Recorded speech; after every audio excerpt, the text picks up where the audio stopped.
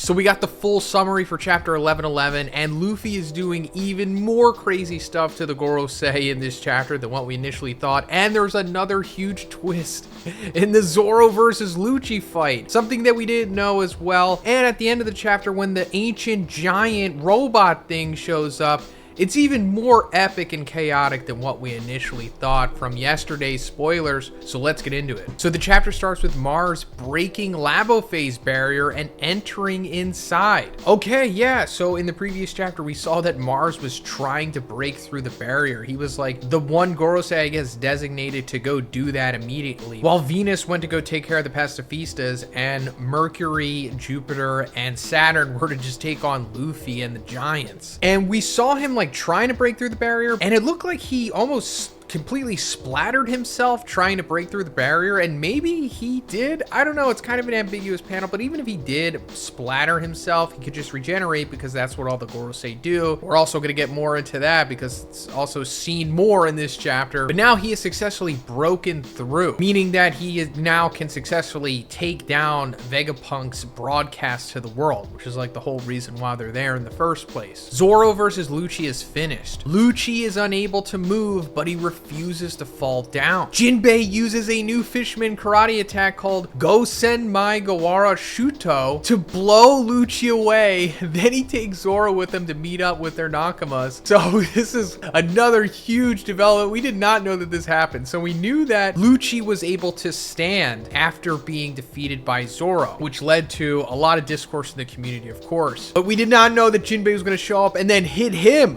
with the coup de grace afterwards. This is like overkill. And apparently Jinbei is launching Lucci so far that he's going into like the Labophase where Mars is, because Mars arrives to the place where Lucci ended up after Jinbei's attack, while Lucci is turning back to human form. Lucci reports to Mars everything he knows and says Vegapunk's message will begin in 6 minutes. Mars compliments Lucci and flies towards the laboratory. Lucci makes a request to Mars. He says, "I'd like to ask you to spare Kaku's life." And Mars says, it may be difficult since I won't pay attention to what insects I will step on. So yeah, Lucci being a company man, as we always knew that he was, but having a little bit of character redemption here, asking to spare Kaku's life when he got taken out almost immediately when they started fighting earlier on in the arc. So he was kind of useless, and Lucci probably knew that the Gorosei would acknowledge that. And as for Mars saying, "I won't pay attention to what insects I step on," this lines up with what Saturn was saying as well. Like the Gorosei are like the ultimate celestial dragons. Like they were the first ones, I suppose. It was like Emu and the Gorosei, and then they kind of brought the allied nations together to make the world government. I guess they kind of started this whole celestial dragon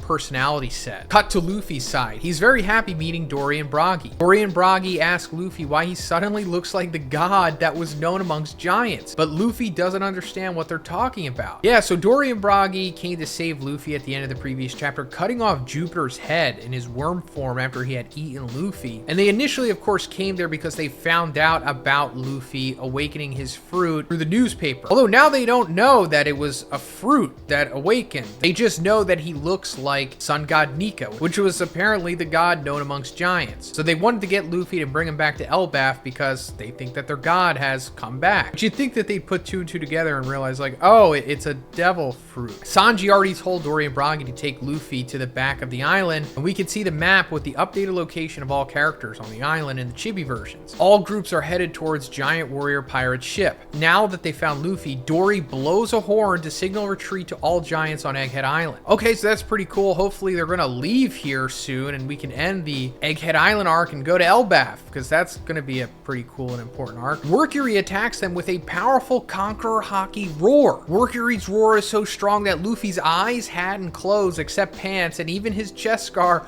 are all blown away from his body. This panel is hilarious. Lol. Bragi is shocked seeing what happened to Luffy.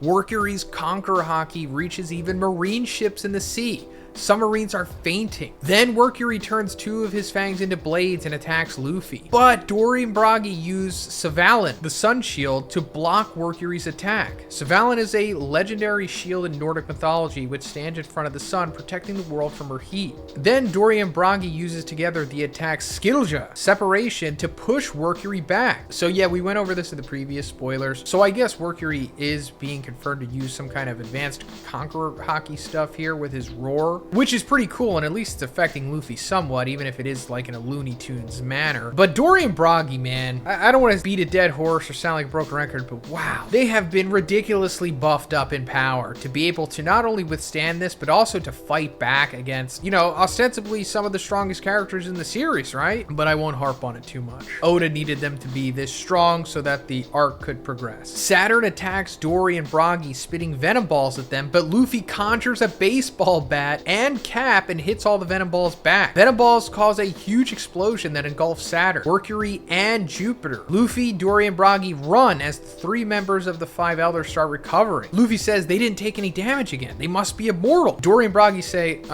we haven't heard of any power or race that can do this. So I'm glad that this wasn't as fantastical as it was made out to be in the previous spoilers, because it was just said that Luffy home run the Gorosei, and I was expecting him to like knock them all out of like Egghead or something, but no, he's kind of just knocking Saturn's explosion venom balls back at them. And as it says here, Luffy conjures a baseball bat. He's kind of doing it with like his malleable rubber manipulation ability. We saw that he could like make goggles, so I guess he could just make stuff almost the way that like a Logia does, but not exactly. And also confirming that all of the Gorosei can regenerate, as we knew. And Dory and Bragi surprisingly don't know what this is, because I thought it was going to be like a Wano thing where Luffy was going to learn like the new type of power set, the way that he learned like Rio in the Wano prison. He was going to go to Elbaf and learn like, oh yeah, the Gorosei can use like this adjacent hockey stuff with the summoning portals and the immortality and regeneration, all that stuff. But no, I guess this is a well-kept secret amongst the Gorosei and Imu. Then we see montages of all groups heading to Giant Warrior Pirate ship. Bonnie's group arrives first, but they see Vice Admiral Pomsky's Guillotine and Red King waiting for them. Mars reaches the room where York is inside the laboratory and asks her where Vegapunk's broadcast is.